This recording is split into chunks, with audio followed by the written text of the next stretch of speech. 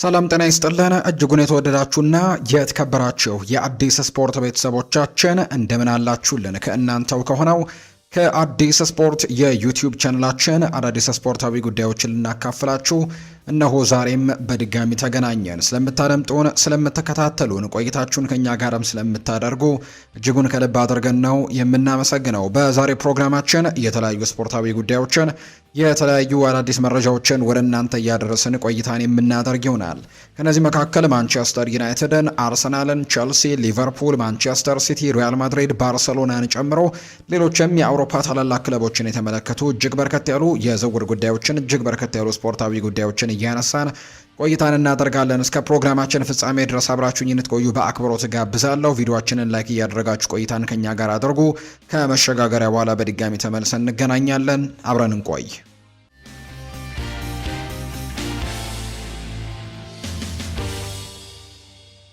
የሀገር ውስጥ መረጃን በማስቀደም ነው የዛሬ ፕሮግራማችንን የምንጀምረው። ኢትዮጵያ ተጋጣሚዋን አውቃለች። የኢትዮጵያ ከ23 ዓመት በታች ብሔራዊ ቡድናችን የ2027 የግብጽ አፍሪካ ዋንጫ ማጣሪያ ተጋጣሚውን ማወቁ ነው እየተገለጸ የሚገኘው። ሀገራችን ኢትዮጵያም በመጀመሪያው ዙር ከዩጋንዳ ጋር ደርሶ መልስ ጨዋታን የምታደርግ ይሆናል። በሁለተኛው ዙር የኢትዮጵያና የዩጋንዳ አሸናፊ ከሞሮኮ ጋር እንደሚገናኝም ጭምር ነው የወጣላቸው መርሃ ግብር የሚያሳየው። የመጀመሪያው ዙር የመጀመሪያ ጨዋታ መስከረም 18 2019 ዓ.ም የመልስ ጨዋታው ደግሞ መስከረም 26 2019 ዓ.ም እንደሚደረግ ነው የወጣው መርሃ ግብር የሚያሳየው። የ23 ዓመት ብሔራዊ ቡድናችን በቀጣይ ከዩጋንዳ ብሔራዊ ቡድን ጋር ጨዋታውን ያደርጋል። እሱን ማለፍ የሚችል ከሆነ ደግሞ ከሞሮኮ ብሔራዊ ቡድን ጋር ጨዋታውን እንደሚያደርግ ነው የወጣላቸው መርሃ ግብር የሚያሳየው። ወደ ውጭ ሀገር ስፖርታዊ መረጃዎቻችን በቀጥታ እናምራ። የአርሰናል ጉዳዮችን እንንገራቸው። ባርሰሎና ላውታሮ ማርቲኔዝን ማስፈረም ካልቻለ ሌላኛው ሁለት አማራጭ እንዳላቸው እየተገለጸ ይገኛል። ከነዚህ ሁለት አማራጮች መካከል አንደኛው የአርሰናል አጥቂ ቪክተር ዮኬሬሽ እንደሆነ ነው የመረጃ ምንጩ ይፋ እያደረገ የሚገኘው። ባርሴሎናዎች እንግዲህ የሁሊያን አልቫሬዝ የዝውውር ጉዳይ የመሳካቱ እድል በጣም ጠባብ እየሆነ መምጣቱን ተከትሎ የዝውውር መስኮቱ ወደ መጠናቀቁ መቃረቡን ተከትሎ ሌሎች አማራጮችን እየተመለከቱ ይገኛሉ። የመጀመሪያ ምርጫቸው ከሁሊያን አልቫሬዝ ቀጥሎ ማለት ነው ላውታሮ ማርቲኔዝ ነበር። ኢንተር ሚላን ግን ይህንን ተጫዋች የመልቀቅ ምንም አይነት ፍላጎት እንደሌለው ነው ይፋ የተደረገው። በዚህ ምክንያትም የላውታሮ ማርቲኔዝ ጉዳይ የማይሳካላቸው ከሆነ ቀጣይ ምርጫቸው ቪክተር ዮኬሬሽ እና ከዛ ውጭ ደግሞ የክለብ ብሩዥ አጥቂ የሆነው ኒኮሎ ትሮስሎዲ ሌላኛው የባርሴሎና አማራጮች እንደሆኑ ይፋ እየተደረገ ነው። በተለይም ሁሊያን አልቫሬዝ አርሰናልን የሚቀላቀል ከሆነ ተጫዋቹ ባርሴሎናን ከመፈለጉና እንዲሁም ዴኮ የእሱ አድናቂ ከመሆኑ አንጻር ቪክተር ዮኬሬሽም ቀላሉ አማራጭ ሊሆንላቸው እንደሚችልና የሚገኝ አማራጭ ሊሆንላቸው እንደሚችል እየተገለጸ ነው። በተለይ ቪክተር ዮኬሬሽ በፕሪሚየር ሊጉ መክፈቻ ጨዋታ ከኮቬንትሪ ሲቲ ጋር አርሰናል ጨዋታውን ሲያደርግ በዛ ጨዋታ ላይ አንድም ደቂቃ አለማግኘቱ እንዳበሳጨው ጭምር እየተነገረ ነውና ወኪሉ ክለብ እንዲፈልግለትም ጭምር ተናግሯል የሚሉ መረጃዎች ናቸው እየወጡ የሚገኙት። በቀጣይ በዚህ ጉዳይ ላይ ሰፋ ያሉ ጉዳዮች ይወጣሉ ተብሎ ይታሰባል። አርሰናሎች ግን አሁንም የሁሊያን አልቫሬዝን ሁኔታ ትኩረት ሰጥተው መከታተላቸውን ቀጥለዋል። ከአትሌቲኮ ማድሪድ ጋርም አሁንም ከስምምነት መድረስ እንደሚችሉ ያምናሉ ተብሎ ነው የሚጠበቀው። ነገር ግን አርሰናል ጥያቄ የሚያቀርቡት እንግዲህ ሁሊያን ፈቃደኛ ከሆነ ብቻ ነው። ወይም አርሰናል ጥያቄ የሚያቀርበው ወይም ደግሞ ይፋዊ ጥያቄዎችን ለአትሌቲኮ ማድሪድ የሚልከው ሁሊያን አልቫሬዝ ወደ አርሰናል ማምራት እንደሚፈልግና ፈቃደኛ እንደሆነ ከታወቀ ብቻ ነው። የተጫዋቹ አቋም ቁልፉ ጉዳይ ይሆናል ተብሎ ይታሰባል። እስካሁን የተጫዋቹ አቋም ወደ ባርሴሎና ማምራትን ምርጫው እንደሚያደርግ እየተገለጸ ነው የሚገኘው። ሌላኛው ጋብሪኤል ማርቲኔሊም ወደ አልሂላል የሚያደርገው ዝውውር ስምምነት በውስጡ አርሰናል ከተጫዋቹ የወደፊት ሽያጭም 20 በመቶ ድርሻ ወይም ሴል ኦን ክሎዝ የምንለው ላይ 20 በመቶ ድርሻ በቀጣይ በሚሸጥበት ዋጋ ላይ የሚያስገኝ አንቀጽን እንዳካተቱበት ጭምር ይፋ ተደርጓል። ጋብሪኤል ማርቲኔሊ አሁን ክለቡን ስለመልቀቅ በጣም በትልቁ እየተነሳ እንደሚገኝ ጭምር ነው የተነገረው። አርሰናሎች በዚህ ሳምንትም ጋብሪኤል ማርቲኔሊን ይሸጡታል ተብሎ ነው የሚጠበቀው። አርሰናሎች ብራዚላዊውን የመስመር ተጫዋቻቸውን ጋብሪኤል ማርቲኔሊን የዝውውር መስኮቱ ቀጣይ ሳምንት ማክሰኞ ከመዘጋቱ በፊት እንደሚሸጡትም ነው በእርግጠኝነት እየተነገረ የሚገኘው። የሳዑዲው ኃያል ክለብ አልሂላል ተጫዋቹን ለማስፈረምም ከፍተኛ ፍላጎት ያሳየ ክለብ ሆኖ እንደሚገኝ ነው የተገለጸው። አርሰናል ከተጫዋቹ ዝውውር 60 ሚሊዮን ፓውንድ እንደሚፈልጉ እየተገለጸ ነው።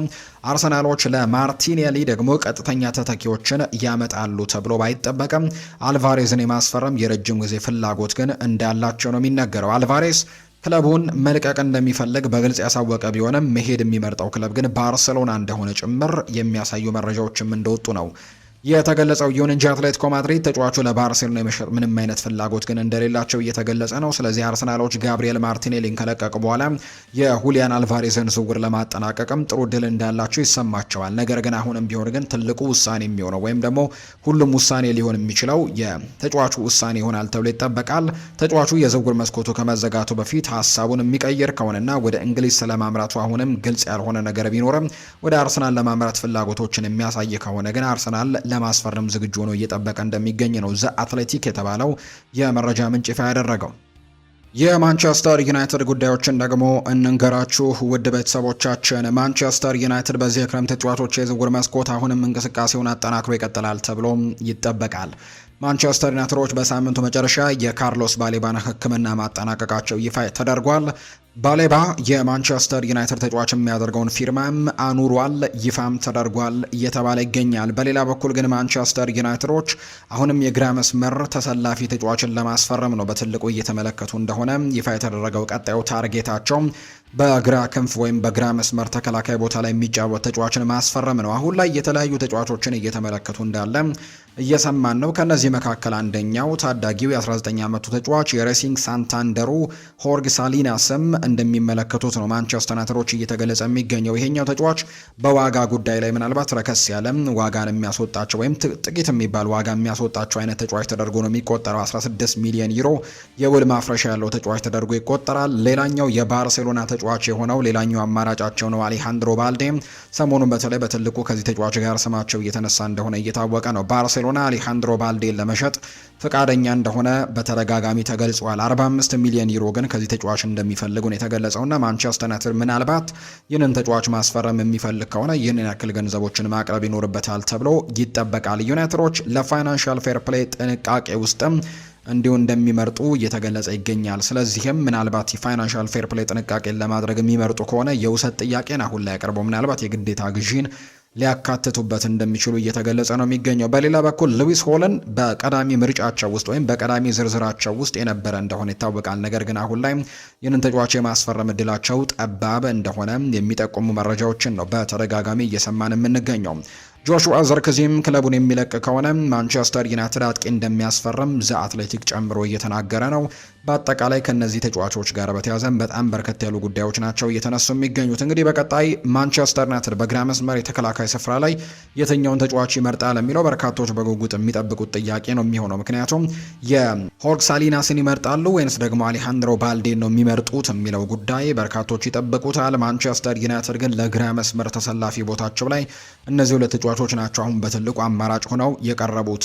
ሳሊናስ እስከ 16 ሚሊዮን ዩሮ አካባቢ የውል ማፍረሻ እንዳለው ነው የሚነገረው። አትሌቲኮ ማድሪድም ፍላጎት እንዳለውና ይህንን ተጫዋች ለማስፈረም ጥሩ ድርድሮችን እያደረገ እንዳለ የሚጠቁሙ መረጃዎችን እየሰማን እንገኛለን። ባርሴሎናዎች ባልዴን ለመሸጥ ፍቃደኛ ቢሆኑም በርካሽ ዋጋ ግን ለመልቀቅ ግን እንደማይፈልጉ ነው የተገለጸው። ማንቸስተር ዩናይትድም ተጫዋቹን በውሰት ለማስፈረም እንደሚመርጡ ጭምር ነው ላውሪ ዊትዌል መረጃውን በስፋት እያጋራ የሚገኘው። ማንቸስተር ዩናይትዶች በዚህ ክረምት ግን ሉዊስ ሆልን ለማስፈረም በጭራሽ ከዚህ በኋላ አይሞክሩም። ለጊዜያዊ መፍትሄ የሚሆን ተጫዋችን ነው ለማምጣት የሚሞክሩት። ሆኖም ግን ማንቸስተር ዩናይትድ በቀጣይ ክረምት ተጫዋቹን ለማስፈረም በድጋሚ ሊሞክሩ ይችላሉ ተብሎ ይታሰባል። በቀጣዩ ክረምት በድጋሚ ተጫዋቹን ለማስፈረምና ለረጅም ጊዜ የዚህ ቦታ ተጫዋችን አድርገው እንደሚቆጥሩት ጭምር ነው የመረጃ ምንጮ ይፋ እያደረገ እንደሚገኝ ዘገባው እየጠቆመ የሚገኘው። ሌላኛው ፖል ስኮልስ ብሩኖ ሚጌል ፈርናንዴዝን በከባዱ እንደተቸው ነው እየተገለጸ የሚገኘው። ፖል ስኮልስ ከሃል ሲቲው ሽንፈት በኋላ የብሩኖ ላይ ጫን ያለ አስቴቶችን እንደሰጠ እየተገለጸ ነው የሚገኘው።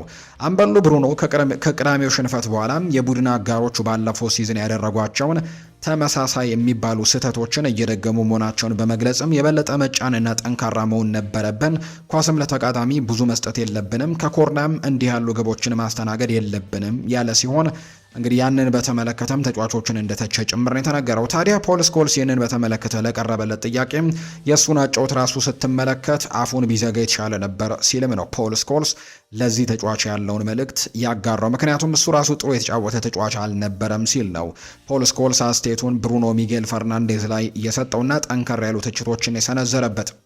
ማንቸስተር ዩናይትድ ዣን ፊሊፕ ማቴታን እንዲያስፈርም እድሉ እንደቀረበለት ነው ይፋ የተደረገው። እንደ አሌክስ ክሩክ መረጃ ከሆነ ማንቸስተር ዩናይትዶች ግን ጆሹዋ ዝርክዚ ክለቡን የማይለቅ ከሆነ ሌላ አጥቂ ማስፈረም ፍላጎት እንደሌላቸው እየተገለጸ ይገኛል። በዚህ ምክንያትም ዣን ፊሊፕ ማቴታን የማስፈረሙን ጥያቄ ይቀበሉታል ተብሎ እንደማይታሰብ ነው አሌክስ ክሩክ መረጃውን ያጋራው። ማንቸስተር ዩናይትዶች ሊሳንድሮ ማርቲኔዝ ላይም ትልቅ ጥርጣሬ ያላቸው ተብሏል።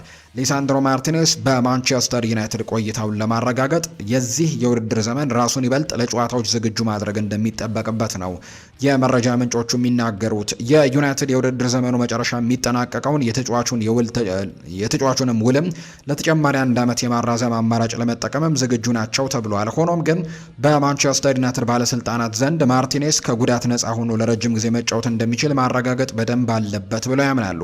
ካልሆነ ግን በመጪው የክረምት የዝውውር መስኮት ሊሸጥ እንደሚችል ነው እየተነገረ የሚገኘውና ይሄ የውድድር ዓመት ራሱን የሚያሳይበትና ከጉዳት ነፃ ሆኖ ፊት ሆኖ በአካል ብቃቱ ጠንካራ ሆኖ ቡድኑን የሚያገለግልበት መሆን አለበት ብለው ነው የሚያምኑት። ሊቨርፑልን የተመለከቱ መረጃዎችንም ወደ እናንተ እናደርስ ወደ ቤተሰቦቻችን። የመርሲሳይዱ ክለብ ሊቨርፑል በዚህ ሳምንት ላይ ያኩቡ ሚንቴ ያቀረበው 2 ጥያቄም ውድቅ ተደርጎበታል። ሊቨርፑል ያኩቡ ሚንቴን መፈለጉ ከትልቁ ኢላማቸው ብራድሌይ ባርኮላ ዝውውር ጋርም እንደማይገናኝ ነው እየተገለጸ የሚገኘው። ሊቨርፑል ባርኮላን ለማስፈረም አሁንም ከፓሪስ ሰን ዠርሜን ጋር ስምምነት መድረስ እንዳልቻሉ ነው የተነገረው። ይሁን እንጂ ሊቨርፑል ግን ያኩቡ ሚንቴን የኢብራሂማ ኤምባይ አማራጭ አድርገው ይመለከቱታል ተብሏል። ስለዚህም ሊቨርፑል የዝውውር መስኮቱ ከመዘጋቱ በፊት 2 የፊት መስመር ተጫዋቾችን ማስፈረም ይፈልጋል። በሌላ በኩል ፌዴሪኮ ኪያዛ፣ ሃርቪ ኤሊዮት በክለቡ ያላቸው የወደፊት ቆይታ የተረጋገጠ እንዳልሆነ ተገልጿል። እንዲሁ ኮዲ ጋክፖም የክለብ ለክለብ ድርድርም ባይጀመርም በቶትናምና በማንቸስተር ሲቲ እየተፈለገ እንደሚገኝ ጭምር ነው የተገለጸው። ሊቨርፑል ግን ለብራድሌይ ባርኮላና ለኤምባይ ግን ድርብ ዝውውር ለማድረግ ፈልገው ነበር። ይሁን እንጂ ፓሪስ ሰን ዠርሜኖች ለክንፍ ተጫዋቹ የተለየ አይነት ወይም የተለያዩ ድርድሮችን እንዲደረግ ነው ፍላጎቱ። ሊቨርፑል ከዚህ በኋላ ባርኮላን ቀዳሚ አድርገው ወይም ደግሞ ቅድሚያ ምርጫቸው አድርገው ይሰጡትና እሱን ለማስፈረም ጥረቶችን ያደርጋሉ። ኤምባይ ደግሞ ሌሎች ክለቦችን መፈለግ መጀመር ይኖርበታል ተብሎ ይታሰባል። ስለዚህ ሁለቱንም ተጫዋቾች በጋራ የማምጣት እድላቸው አሁን ጠባብ ነው። ብራድሌይ ባርኮላን እና ከዛ ውጭ ደግሞ ያኩቡ ሚንቴን ማምጣት ላይ በጣም ትልቅ ትኩረት ሰጥተው ሊሰሩ እንደሚችሉ ነው የመረጃ ምንጩ ይፋ ያደረገው። በሊቨርፑልና በፓሪስ ሰን ዠርሜን መካከል በብራድሌይ ባርኮላ የዝውውር ጉዳይ ላይ ግን ያለው ልዩነት አሁን እየጠበበ መጥቷልና ለሊቨርፑል ምናልባት በጣም መልካም የሚባል ዜና ነው ይሄኛው። ፓሪስ ሰን ዠርሜን ቀደም ሲል ከሊቨርፑል የቀረበለትን የ115 ሚሊዮን ዩሮ ጥያቄ ውድቅ አድርጎ ነበር። ነገር ግን ለዝውውር መስኮት የመጨረሻ ጣፈንታ ሲባል ሊቨርፑል ተቀባይነት ያለው ጥያቄ ከማቅረቡ በፊት ፓሪስ ሰን ዠርሜን የጥያቄውን ዋጋ ዝቅ ለማድረግ ይስማማ እንደሆነ በመጠባበቅ ላይ እንደሚገኙ ነው እየተገለጸ እንደሚገኝ ዘገባ የወጣው። ቶተንሃሞች ኮዲ ጋክፖን ለማስፈረም አሁንም እየጣሩ ነው። በዚህ ደረጃ ወደ ማንቸስተር ሲቲ የመዘዋወር ዕድሉ አነስተኛ ነው ተብሏል። ሊቨርፑሎች ብራድሌይ ባርኮላን ለማስፈረም ከፓሪስ ሰን ዠርሜን ጋር ድርድር ሲያደርጉ፣ በአንጻሩ ኮዲ ጋክፖ ደግሞ ወደ ቶተንሃም አሊያም ወደ ማንቸስተር ሲቲ የሚቀላቀልበት እድል በጣም ሰፊ ነው ተብሎ ይታመናል። ነገር ግን አሁንም ቢሆን ቶተንሃሞች ጥሩ እድል እንዳላቸውና ሲቲ ይህንን ተጫዋች የማስፈረም እድሉ ጠበብ ያለ እንደሆነ ምናልባት በቀጣይ ቀናት ግን የሚያደርጓቸው እንቅስቃሴዎች ሊወስኑ እንደሚችሉ የሚጠቁሙ መረጃዎችን ነው በትልቁ እየሰማን የምንገኘው። የቼልሲን መረጃዎች የምንንገራችሁ። ኖቲንግሃም ፎረስት ሊያም ዴላፕን ሊያስፈርም እንደሆነ ይፋ ተደርጓል። ኖቲንግሃም ፎረስቶች ሊያም ዴላፕን ለማስፈረም ከቼልሲ ጋር እያደረጉት የሚገኘው ድርድር በጥሩ ደረጃ ላይ መሆኑ ተነግሯል።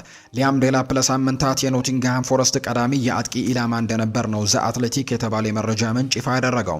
የ23 ዓመቱ አጥቂ ሊያም ዴላፕ አሁን ላይ መዳረሻው ኖቲንግሃም ፎረስት ይሆናል ተብሎ እንደሚጠበቅ ዘገባው ይፋ አድርጓል። ከቼልሲ ስብስብ ተገሎ ልምምድ እየሰራ የሚገኘው ተጫዋቹ በሊጉ የመጀመሪያ ጨዋታም ሳይሳተፍ እንደቀረ ጭምር ይታወሳል። ሰማያዎቹ ተጫዋቹ እንዲለቅም የሚፈልጉ ሲሆን 50 ሚሊዮን ፓውንድ አካባቢም ዋጋ እንደለጠፉበት ጭምር ነው እየተገለጸ የሚገኘው። ቸልሲ ወጣቱን ተጫዋች እየተከታተለ ነው። ቸልሲዎች የ18 ዓመቱን ጣሊያናዊ ሁለገብ ተከላካይ ሆነስት አይሆርን የወደፊት ኢንቨስትመንት እንደ አማራጭ እየተከታተሉት ነው ተብለዋል። ቸልሲ ለወደፊት ከሚከታተላቸው በርካታ ወጣት ተጫዋቾች መካከልም አይሆር አንደኛው ነው ተብሏል። ነገር ግን አታላንታዎች ተጫዋቹን ለመልቀቅ አይፈልጉም። በዚህ ክረምትም የቀረቡለትን 2 ጥያቄዎችም ውድቅ እንዳደረጉ ነው ፋብሪዚዮ ሮማኖ የተናገረው። ጋሪ ኔቭልና ጄሚ ካራገር የቼልሲውን ግብ ጠባቂ ችግሮችን በተመለከተም ሰፋ ያሉ ዘገባዎችን አንስተዋል። ጄሚ ካራገር ይናገራል። በመከላከል በኩል ስጋቶች ያሉ ቼልሲ ላይ ቼልሲ 2 ጎሎችን አስተናግዷል። እናም የግብ ጠባቂውን ስህተት ስትመለከቱ ደግሞ ይህ ጉዳይ መፈታት አለበት፣ ካልሆነ በዚህ ወቅት ችግሩ ተመልሶ ሊያስቸግራቸው ይችላል ሲልም ነው ጄሚ ካራገር የተናገረው። ጋሪ ኔቭል የሚቀጥልና ቼልሲ በመሀል ተከላካይ፣ በመሀል ሜዳና በማጥቃት ቦታ ላይ ልምድ ያላቸው ተጫዋቾችን አምጥቷል። እናም ደግሞ እንደ ኤሚ ማርቲኔዝ ያለ ግብ ጠባቂ በዚህ ቡድን ውስጥ ያስፈልጋል። ይሄ ችግር ካልተፈታም ሌሎች ሁሉ ነገሮች የሚሰሩትን ስራ በግብ ጠባቂ ምክንያት ሊበላሽባቸው ይችላል ሲልም ነው ጋሪ ኔቭል የተናገረው። የፉልሃም ጎሎች በቀላሉ ሊወገዱ የሚችሉ ስህተቶች ነበሩ ሲልም ጭምር ነው ሀሳቡን እየሰጠ የሚገኘውና ግብ ጠባቂው ይህንን ነገር ማስተካከል ካልቻለ ሌላ ግብ ጠባቂ ማምጣት ያስፈልጋል ሲልም ነው የተናገረው ጄሚ ካራገር። ቻቪ አሎንዞ ከፉልሃሙ ጨዋታ በኋላ በርከት ያሉ ጉዳዮችን አንስተዋል። የመጀመሪያው ጎል ከዚህ የተሻለ ሁኔታ መከላከል እንችል ነበር፣ ነገር ግን ይሄ ሂደት ነው፣ የመጀመሪያ ቀናችን እንደሆነ እናውቃለን ብሏል። የዝውውር መስኮቱ አሁንም ተዘግቶ ቢሆን ደስ ይለኝ ነበር፣ ነገር ግን ሁኔታው እንደዚህ ነው፣ እንመለከተዋለን። በግልጽ ሁኔታ እንግዲህ ቡድኑ አሁንም በሂደት ላይ እንዳለ ነው የተናገረው ቻቪ አሎንዞ። የዝውውር መስኮቱ ከመዘጋቱ በፊትም እንቅስቃሴዎች ወይም ለውጦች ሊኖሩ እንደሚችል ጭምር ነው ቻቪ አሎንዞ እየተናገረ የሚገኘው። ጄሚ ካራገር የቼልሲ የፊት መስመር 3 ተጫዋቾችን በተመለከተ አድናቆቱን ሰጥቷል። ሞርጋን ሮጀርስ፣ ከዛ ውጪ ዣኦ ፔድሮ እና ኮል ፓልመርን በተመለከተ ማለት ነው። ከጨዋታው በፊት በወረቀት ላይ የቼልሲ የፊት የሶስትዮሽ ጥምረት አስደናቂ እንደሆነ ተነጋግረን ነበር። በጨዋታውም በእውነት እንደዛ ሆኖ ነው ያገኘ ነው ሲልም ይናገራል። ዣኦ ፔድሮ በጣም ጥሩ ነበር። ሞርጋን ሮጀርስ ደግሞ የመጀመሪያ ጨዋታውን በድንቅ ሁኔታ አድርጓል። ፓልመር፣ ዣኦ ፔድሮ እና ሞርጋን ሮጀርስ በፕሪሚየር ሊግ ውስጥ ካሉ ምርጥ የማጥቃት ሶስትዮሽ ጥምረቶችም በቀዳሚው ሊሆን እንደሚችል ነው ጄሚ ካራገር እየተናገረ የሚገኘው። ኮል ፓልመር ከፉልሃሙ ድል በኋላ ስለ ድሉ ይናገራል። ሞርጋን ሮጀርስ እና ስለ ውድድር ዘመኑም ጭምር ሀሳቡን ሰጥቷል። ኮል ፓልመር ይቀጥልና የመጀመሪያ ፕሪሚየር ሊግ ጨዋታ ነው፣ ድል አድርገናል፣ ደስ ብሎኛል ብሏል። አስፈላጊ ነው። የውድድር ዘመኑን በሜዳችን ውጪ ነበር የጀመርነው፣ ሁሌም ከባድ እንደሆነ እናውቃለን፣ ነገር ግን ተፋልመን ድሉን አግኝተነዋል ብሏል። ከቅርብ ጓደኛው ከሞርጋን ሮጀርስ ጋር መጫወትን በተመለከተ ጥያቄ ቀርቦለት ነበር። ስታድግ ከቅርብ ጓደኞች ጋር መጫወት በጣም ወሳኝ ነገር ነው፣ ወይም ደግሞ ማንኛውም ነገር አብረ ማድረግ ትፈልጋለህ። ስለዚህ በከፍተኛው የእግር ኳስ ደረጃ ከሱ ጋር መጫወት በጣም አስደናቂ ስሜት አለው ሲልም ጭምር ነው የተናገረው። ስላለፈው የውድድር ዘመንም ሲናገር በጉዳትና በሌሎች ነገሮችም ከባድ የውድድር ዘመን ነበር፣ ነገር ግን በክረምቱና ከተመለስኩኝ ጀምሮ በጣም ጠንክሬ ሰርቻለሁ። የነበሩኝን ጉዳቶች እንዳይደገሙ ደግሞ ለመከላከልም በየቀኑ ተጨማሪ ስራዎችን ሰርቻለሁ። ያለኝን ችሎታም አውቃለሁ። ስለዚህ እንደዚህ ያሉ ብቃቶችን ማሳየት እችላለሁ ሲልም ነው ኮል ፓልመር የተናገረው። ስለ ውድድር ዘመኑ ምን ያክል እንግዲህ ጥሩ ነገር ነው የሚል ጥያቄም ቀርቦለት ነበር። በተለምዶ ስሜታዊ ሰው አይደለሁም። የሚያውቁኝ ሰዎች በህይወት ውስጥም እንዲሁ ነገሮች ብዙም እንደማልጨነቅ ያውቃሉ። ነገር ግን በክረምቱ እረፍት ወስጄ እንደገና ኃይሌን ሰብሰብ ያለው አሁን ዝግጁ ነኝ፣ እናም በጣም ተረብ ያለው ለድሎችም ሲልም ጭምር ነው የተናገረው ኮል ፓልመር። ቻቪ አሎንዞ ይቀጥልና በመጀመሪያው ጎል ላይ ከዚህ የተሻለ ነገሮችን ማድረግ እንችል ነበር ሲል ይናገራል። በጣም ፉክክር የበዛበትና ከባድ ጨዋታ ነበር። ከሜዳ ውጭ የሚደረጉ ጨዋታዎችን ለማሸነፍ ምን ያክል እንደሚያስፈልግ ጠንቅቀን እናውቃለን። ሆኖም በአንዳንድ አጋጣሚዎች ፈተናዎችን ተቋቁመን ተፎካክረንና ማሸነፍ የሚጠይቀውን ሁሉ አድርገን በመውጣታችን በጣም ትልቅ ደስታ ተሰምቶናል። በማለዳ ያገኘናት ጎልም በራሳችን እንድንተማመን ረድታናለች ብሏል። አቻ ከመሆናችን በፊት ሁለተኛ ጎልም የምናገባባቸው ድሎች ነበሩን። ሆኖም ግን ኳስ በእጃችን ባልነበረበት ሰዓት እንኳን በጣም የተረጋጋና ምቾትም እየተሰማን ነበር። ለተጋጣሚ አስፈሪ ነበርን። ሁለቱም አጥቂዎቻችን በጥሩ ሁኔታ እየተናበቡ የግብ ዕድሎችንም ሲፈጥሩ ነበር ሲልም ነው የተናገረው። ቻቪ አሎንዞ ከሜዳ ውጪ ስለማሸነፍም ሲናገር ከሜዳ ውጪ ያሉ ጨዋታዎችን ለማሸነፍ እጅጌን ደግሞ ሰብስቦ መታገልና ጎልን በሚገባ መከላከልም ያስፈልጋል። ይህ ደግሞ ወደፊትም አጥብቀን ልንሰራበት የሚገባ ነገር ነው። ለእኛ ጥሩ የመጀመሪያ ቀን ነበር ሲልም ነው የተናገረው።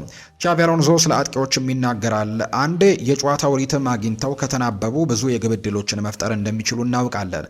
ይህ ተሰጥኦ አላቸው፣ ነገር ግን ተሰጥኦ ብቻ ሳይሆን ጥሩ የቡድን ስራ መንፈስም አላቸው። ጅማሯቸው ጥሩ ነው፣ ነገር ግን እኛም ልናግዛቸው ይገባል።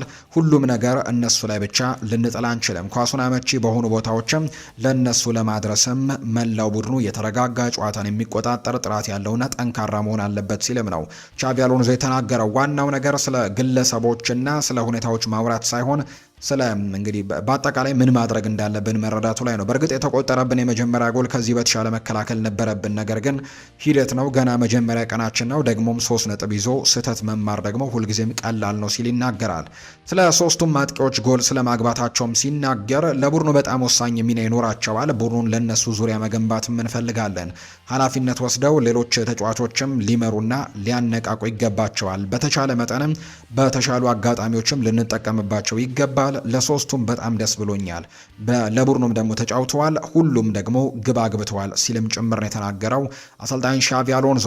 የቸልሲ ደጋፊዎች ስለ እሱና ስለ ፈርናንዴዝም ስም እየጠሩ እንግዲህ ስለመዘመራቸው ሲናገርም ሁኔታውን መቀበል አለብን፣ ነገር ግን ለኔ ያን ያክል ትልቅ ጉዳይ አይደለም። የውድድር ዓመቱና ከቸልሲ ጋር የኔን የመጀመሪያ ፕሪሚየር ሊግ ጨዋታ በማድረግ ደስተኛ ነኝ። ልዩ ስሜት ነበረው። ከደጋፊዎች ጋር ደስታን መጋራት በጣም ጥሩ ነው። ጨዋታን ከመጀመሩ በፊትም ደጋፊዎች በጉጉት እንደሚጠብቁንና ከቡድኑ ደግሞ ጥሩና ጠንካራ እንቅስቃሴዎችን እንደሚፈልጉም ተሰምቶኝ ነበር። በመጨረሻም ብዙ ደግሞ ደስተኛ ፊቶችን አይቻለው። ይህንን ደግሞ ትስስር መፍጠር በጣም አስፈላጊ ነገር ነው ሲልም ነው አሰልጣኙ የተናገረው። ስለ ኮል ፓልመር ሲናገር ለኮል ፓልመር በጣም ደስ ብሎኛል፣ ምክንያቱም በዚህ አይነት ተለዋዋጭነት ነፃነትና ቡድኑን የመርዳት ኃላፊነትም ስሜት ሲጫወት ማየት አስደስቶኛል። በቡድን ውስጥ አስፈላጊ እንደሆነ ይሰማኛል። ይሄ ደግሞ ለቡድናችን በጣም አስፈላጊው ነገር ነው። ኮል ፓልመር ይህንን ስሜት ከተሰማው የተሻለ ፓልመርና የተሻለ ቸልሲንም እንመለከታለን ያለው አሰልጣኙ ጨምሮ እንዲሁ ሲናገር የፕሪሚየር ሊጉ እንግዲህ አጀማመራችን በጣም ድንቅ ነው፣ ምክንያቱም አንዳንድ ጊዜ ጨዋታዎች ከእጅህ ይወጣሉ፣ ልትቆጣጠራቸውም እንዲሁ አትችልም።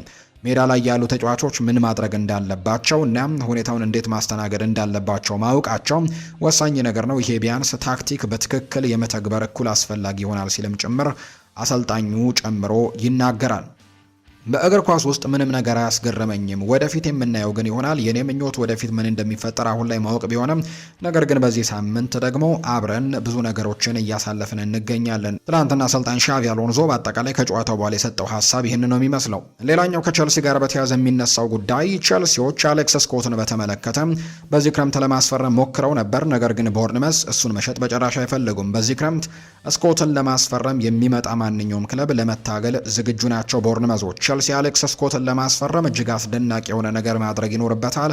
ሆኖም ተጫዋቹ ግን አይለቅም ብሎ መደምደም ግን እንደማይቻል ነው ፋብሪዚዮ ሮማኖ የተናገረው። ሌላኛው ስለ ማርቲን ዙቢሜንዲም እየተነሳ ነው። ፋብሪዚዮ እንደገለጸው አርሰናል አሰልጣኝ ሚኬል አርቴታ ዙቢሜንዲ በክለቡ እንደሚቆይ ነው አስቀድሞ ያረጋገጠው። በቸልሲና በማርቲን ዙቢሜንዲ መካከል የሚወራው ግንኙነትም በአብዛኛው ቻቪ አሎንዞና ዙቢሜንዲ አንድ ወኪል ስለሚጋሩ ብቻ ነው። ነገር ግን ዙቢሜንዲ ከቻቪ አሎንዞ በጣም ከሚወዳቸው ተጫዋቾች መካከል ነው። አሎንሶ በባየር ሌቨርኩዘን እያለ ለማስፈረም የመጀመሪያ የሞከረው ተጫዋች ዙቢሜንዲ ነበረ። በወቅቱ ዙቢሜንዲ ሪያል ማድሪድ ብቻ ነበር መቀላቀል ፈልጎ የነበረው። አሁን ላይ ቻቪ አሎንዞ ዙቢሜንዲን በቸልሲ እንደገና ሊገናኘው ይፈልጋል። ነገር ግን አርሰናል ቤት ውስጥ ከማይነኩ ተጫዋቾች መካከል አንደኛው ተደርጎ እንደሚቆጠር ነው ፋብሪዚዮ ሮማኖ እየተናገረ የሚገኘው። እዚህ በመሆኔ በጣም ተደስቻለሁ ይላል ሳቪኒሆ። የሰሜን ለንደኑ ክለብ ቶተንሃምን የተቀላቀለው ሳቪኒሆ ከእንግዲህ ቶተንሃሞች ከሲቲ ሳቪኒዮን ማስፈረማቸውን ዛሬ ይፋ አድርገዋል። ቶተንሃም ተጫዋቹን 85 ሚሊዮን ፓውንድ በሚደርስ የዝውውር ሂሳብ ነው ማስፈረማቸው የተነገረው። ሳቪኒዮ ከፊርማው በኋላ እዚህ በመሆኔ በጣም ደስተኛ ነኝ ነው ያለው። በአስደናቂ ክለብ ውስጥ ምርጥ እድል ነው ያገኘሁት፣ ከዓለም ምርጥ አሰልጣኞች ከአንዱ ጋር እሰራለሁ ሲል ይናገራል። ሳቪኒዮ በቶተንሃም ቤት የ17 ቁጥር ማሊያም እንደሚለብስ ነው የተረጋገጠው። አስተን ቪላ ማቴታን ለማስፈረም ጠይቋል። አስተን ቪላ ክሪስታል ፓላሱን የፊት መስመር አጥቂ ዣን ፊሊፕ ማቴታን ለማስፈረም ጥያቄ ማቅረቡን ነው መረጃዎች ይፋ ያደረጉት። ይሁን እንጂ የዝውውር ሂሳቡ ክሪስታል ፓላስ ለተጫዋቹ ከሰጠው ዋጋ ያነሰ መሆኑን የተነገረው። አስተን ቪላ የኦሌ ዋትኪንስ ቆይታ የተረጋገጠ ባለመሆኑ የፊት መስመር ደግሞ ተጫዋች እየተመለከተ ነው የሚገኘው። በተጨማሪም ታሚ አብርሃምና ብሪያን ማጆ በጉዳት ከሜዳ መራቃቸው አስተን ቪላ ወደ ዝውውር ገበያው እንዲወጣ አስገድዶታል። አስተን ቪላ በተጨማሪም የኤሲ ሚላኑን ተጫዋች ራፋኤል ሊያውን እና የቼልሲው ኒኮላ ጃክሰንን እየተመለከተ እንደሚገኝም ነው የተገለጸው። ሳሙኤል ኤቶ ይናገራል። ጂያኒ ኢንፋንቲኖ የሰራው ጥፋት የለም ነው ያለው ሳሙኤል ኤቶ። የካሜሮን እግር ኳስ ፌዴሬሽን ፕሬዝዳንት ሳሙኤል ኤቶ ለፊፋ ፕሬዝዳንት ጂያኒ ኢንፋንቲኖ ያላቸውን ድጋፍ ገልጸዋል። ፕሬዚደንት ጂያኒ ኢንፋንቲኖ ምንም አይነት ስህተት ሰርቷል ብዬ አላስብም ሲሉ ነው ሳሙኤል ኤቶ የተናገረው። እንግዲህ የጂያኒ ኢንፋንቲኖ ደግሞ የዓለም ዋንጫ ድርሻን የመሸጥ እቅድም የደገፈው ሳሙኤል ኤቶ እቅዱ በድጋሚ እንዲታይም ተስፋ እንደሚያደርግ ነው የጠቆመው። ፕሬዚደንት ጂያኒ ኢንፋንቲኖ በቅርቡ የዓለም ዋንጫን የተወሰነ ድርሻ ለመሸጥም የጀመሩት እቅድ ማቋረጣቸው የሚታወስ ነው። በጣም ከባድ የሚባል ተቃውሞ ነበር በዚህ ምክንያት ገጥሟቸው እንደነበር የምናስታውሰው። የተወደዳችሁና የተከበራችሁ ቤተሰቦቻችን ለዛሬ ያዝንላችሁ አዳዲስ ስፖርታዊ ጉዳዮቻችን እነዚህን ነው የሚመስሉት። ስላደመጣችሁን፣ ስለተከታተላችሁን፣ ቆይታችሁን ከኛ ጋርም ስላደረጋችሁ እጅግ ከልብ አድርገን እናመሰግናለን። ፉአድ ባህሩ የዛሬውን ፕሮግራም እየመራው ከእናንተ ጋር ቆይታን አድርጌ ያለው የተለያዩ ርዕሰ ጉዳዮችን የተለያዩ ስፖርታዊ ጉዳዮችን አካተን ለዛሬ ይዘንላችሁ የነበረው ፕሮግራም ይህንን ይመስል ነበር። ስላደመጣችሁኝ፣ ስለተከታተላችሁኝ ቆይታችሁም ከኛ ጋር ስለነበር ከልብ አድርጌ ያመሰገንኩኝ። በቀጣይ ፕሮግራሞቻችን ሌሎች ስፖርታዊ ጉዳዮችን ሌሎች አዳዲስ መረጃዎችን አካተን በድጋሚ ተመልሰን የምንገናኝ ይሆናል። ለዛሬ ግን ስላዳመጣችሁኝ ከልብ አድርጌ ያመሰገንኩ። በቀጣይ ፕሮግራማችን መልሰን እስክንገናኝ ድረስ መልካም ጊዜ መልካም ቀን እንዲሆንላችሁም ነው በአክብሮት የምመኘው።